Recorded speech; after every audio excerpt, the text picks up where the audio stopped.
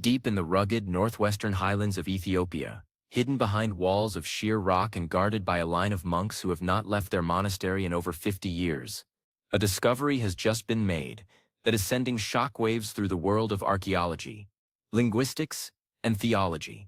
For centuries, the monastery of Abba Garima has been whispered about as the resting place of some of the oldest illuminated manuscripts in existence. But what the world didn't know was that a secret vault contained a text that has never been seen by outsiders until now. A small team of Ethiopian scholars, working in coordination with local monks, has just released a translated passage concerning the resurrection. And to put it simply, it is deeply unsettling. This isn't the story we are used to hearing. It doesn't match the traditional narratives found in the standard biblical canon.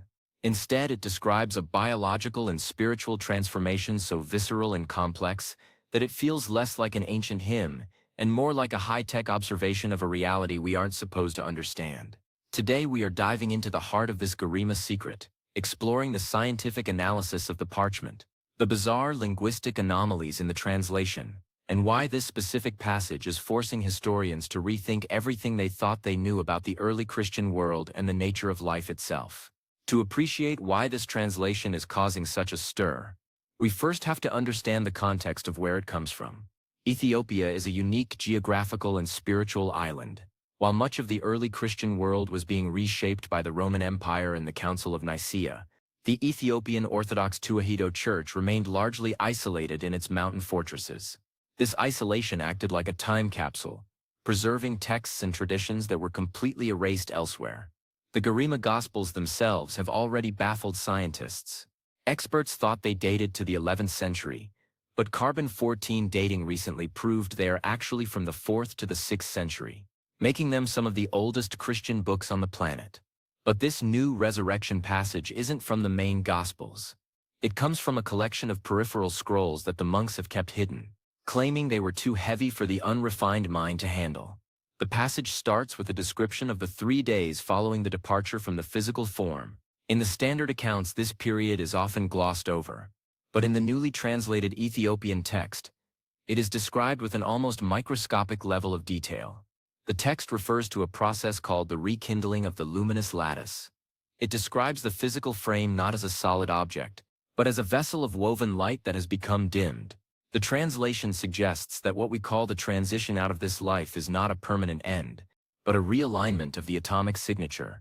This is where things get unsettling. The text describes the physical body becoming porous to the invisible world, and it claims that during those 3 days, a reweaving of the biological fabric takes place. It doesn't describe a ghost or a spirit floating away. It describes a profound, physical restructuring of matter.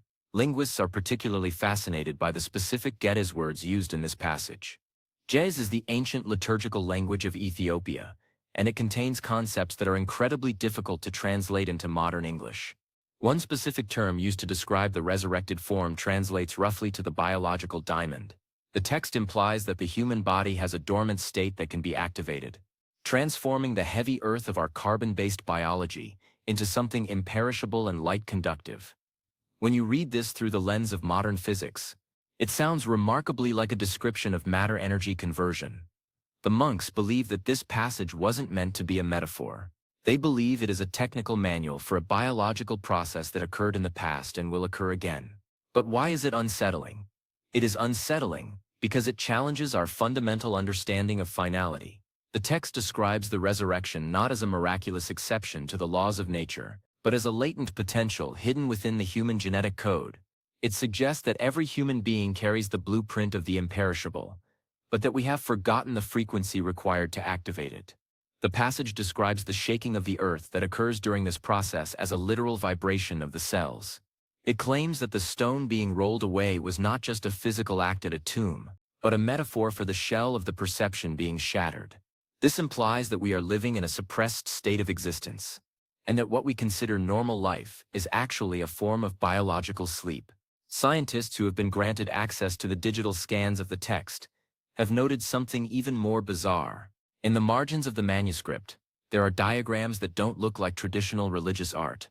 They look like geometric patterns, fractals and interlocking circles, that bear a striking resemblance to modern representations of wave interference patterns and molecular structures.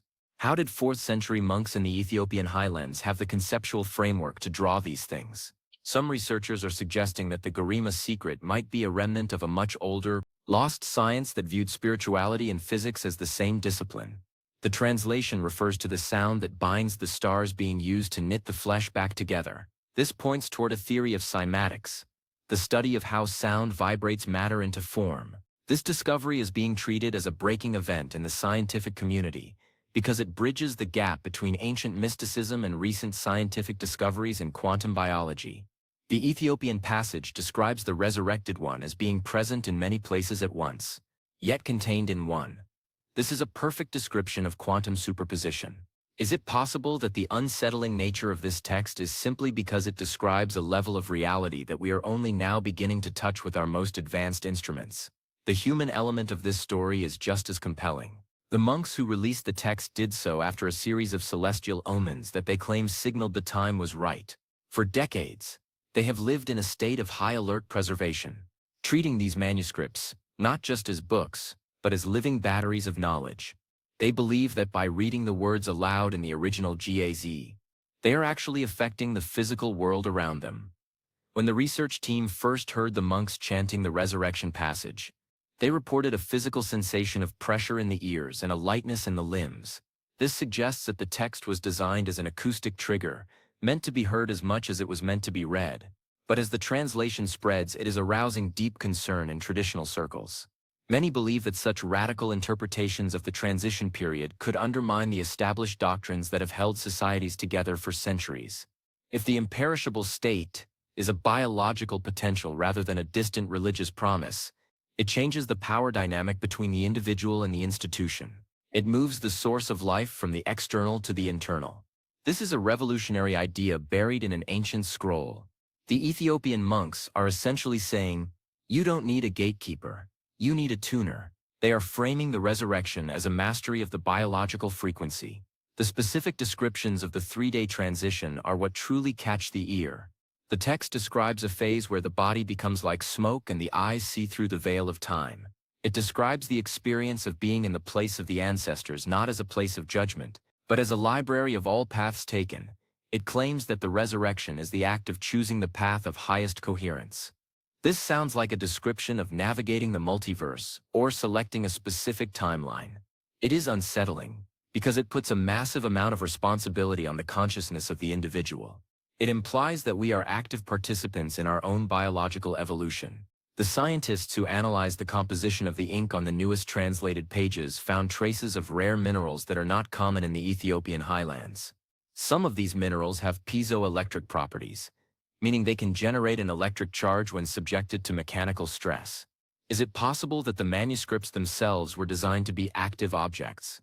Could the piezoelectric ink interact with the chanting of the monks to create a specific electromagnetic field? Some researchers are calling these techno-manuscripts. The resurrection passage might not just be a story, it might be the code for a machine we don't know how to build yet. The true origin of the text is also a point of intense debate. The Garima legend says that Abba Garima, one of the 9 saints who came to Ethiopia in the 5th century, wrote the Gospels in a single day because God delayed the setting of the sun. While this sounds like a legend, it points toward a high-speed, highly focused production process. Recent scientific discoveries and paleographic analysis show that the handwriting is consistent throughout the entire manuscript, suggesting it was indeed produced by a single individual in a very short amount of time. If this person brought with them a secret knowledge from the crumbling libraries of the ancient world, perhaps from Alexandria or even older sources, Ethiopia became the vault where that knowledge was hidden while the rest of the world burned during the Dark Ages. Linguistically, the passage uses a grammatical structure that is almost never seen in other Jed's texts. It uses a recursive style, where sentences fold back on themselves in a way that mimics the shape of DNA or a spiral galaxy. Translators are struggling to keep up, because the meaning of the word seems to change depending on the context of the surrounding phrases. It's as if the text is encrypted using the structure of the language itself. One translator noted that the text feels multidimensional, as if it was written by someone for whom time was not a straight line. This non-linear view of the resurrection is what makes it so different from the chronological accounts we find elsewhere. The Ethiopian monks have always maintained that their country is the new Zion and the protector of the Ark of the Covenant. Whether or not you believe in the literal Ark, they certainly are the protectors of an Ark of knowledge. This translated passage is just a tiny fragment of what they claim is yet to come. They have stated that as the Earth's vibration increases, more of the secret vault will be opened. This echoes the concept in modern geophysics about the Earth's magnetic field and the Schumann resonance. Are the monks timing their releases based on global energetic shifts? But when you are looking at 4th century manuscripts that describe atomic transformation, the line between fiction and reality starts to blur. Let's look at the unsettling part of the passage again. It says the flesh is but a slow light, and when the fast light returns, the shadows of the old world are cast away. This implies that our current world is a shadow world of a more vibrant reality. It describes the resurrection not as a return to this life, but as an awakening to a higher version of life. It's unsettling because it suggests that we are currently half living. It challenges the comfort of our daily routines and our material attachments. If our bodies are slow light waiting to be fast light, then our entire economic and social system is based on a misunderstanding of what we are.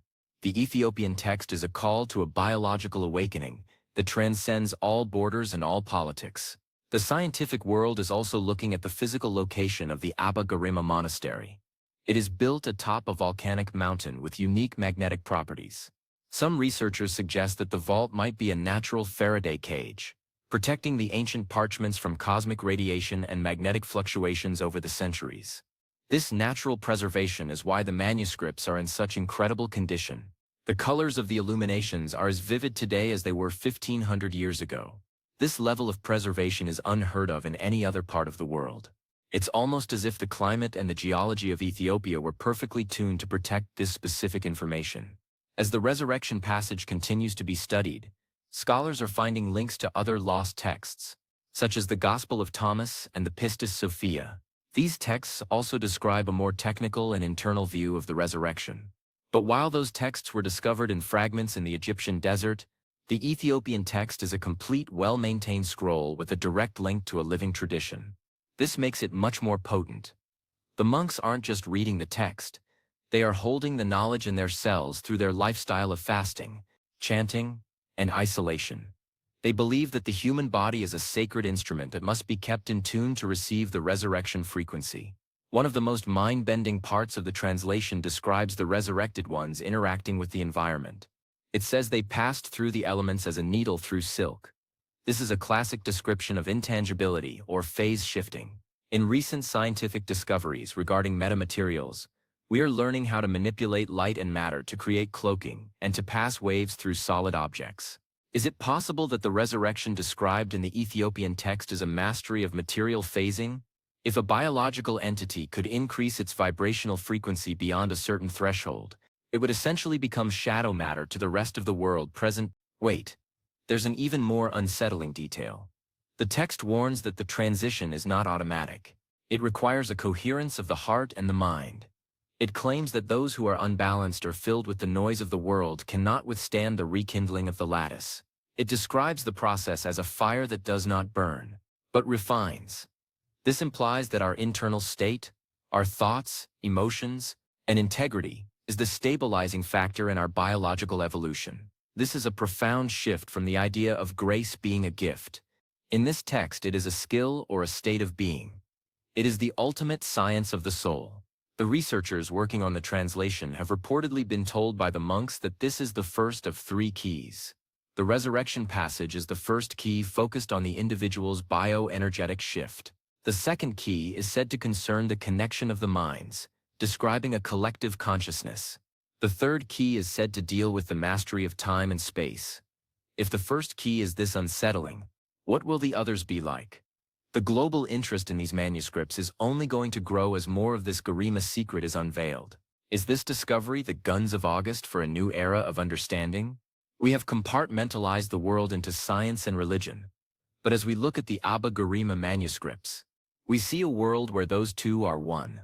We see a philosophy of sacred physics, The unsettling nature of the resurrection passage is simply the friction we feel as our old paradigms rub against a much more expansive reality. It forces us to ask, what if the ancient world wasn't primitive? What if they knew something about the nature of life that we have completely forgotten in our rush toward digital distraction? Consider the global impact of this discovery. As it spreads through the internet, it is attracting people from all walks of life: physicists, theologians, philosophers, and curious seekers. It is a universal text that doesn't belong to any one group. The Ethiopian monks have gifted it to the world at a time when we are desperately looking for a new story. Our current stories about life and its transition are failing us. They are either too mechanical or too vague. The Garima's Secret offers a story that is technically spiritual and scientifically sacred. The scientific analysis of the parchment itself has shown that the skins were treated with a specific type of organic oil that has antioxidant properties. This oil has prevented the proteins in the leather from breaking down. This is an advanced biochemical treatment that was decades or even centuries ahead of its time. This reinforces the idea that whoever produced these manuscripts had an advanced understanding of chemistry and biology. They were not just monks. They were bioengineers of information. Linguistically, there is one more shiver-inducing detail. The word for the end in the resurrection passage doesn't mean termination. It means the blossoming of the fruit. It implies that our current life is the seed and the shell. The resurrection is not a magic trick. It is the natural blooming of the human potential. If we see our transitions as bloomings, it changes everything. It removes the fear of the end and replaces it with the anticipation of the blossom. This is the core message of the Ethiopian translation, and it is the reason it is so transformative for everyone who reads it. The monks of Abba Garima continue their silent vigil. They don't have the internet, and they don't care about fame. They see themselves as the librarians of the inevitable. They know that the knowledge they hold will eventually become the common ground for all of humanity. Until then, they guard the secret, releasing a key only when they believe we are ready to listen. The unsettling feeling we get today is simply the sound of the door to a larger universe opening. How should we respond to such a discovery? The best scientific approach is open-minded investigation. We should study the jez, analyze the fractals, and test the piezoelectric ink.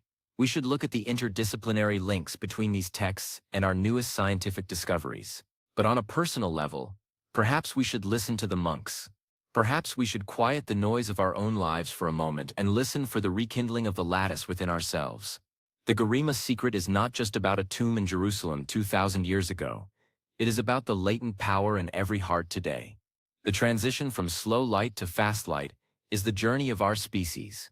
The Ethiopian manuscripts are the maps for that journey. They remind us that we are made of the stars and that we are destined to return to the luminosity. The unsettling part is just the realization of how much we have to let go of to make that journey. It is a wholly unsettling. It is the shake-up that leads to the wake-up. As the research teams continue their work in the highlands of Ethiopia, we can expect more unsettling and revolutionary translations. The Gospel of Garima is a book that refuses to stay closed.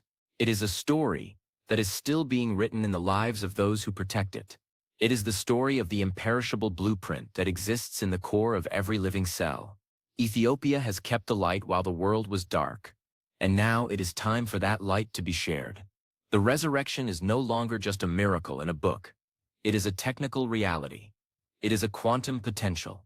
It is the blossoming of the seed. And as the Ethiopian monks continue to flip the pages of their secret manuscripts, we are being invited to flip the pages of our own understanding. The Garima Secret is out, and the world will never be the same again. Stay curious, keep your mind open to the ancient future, and always look for the luminous lattice in the people you meet. The rugged mountains of northwestern Ethiopia will keep their secrets for as long as they need to. But the first key has been turned. The rekindling has begun. Are you ready for the biological diamond?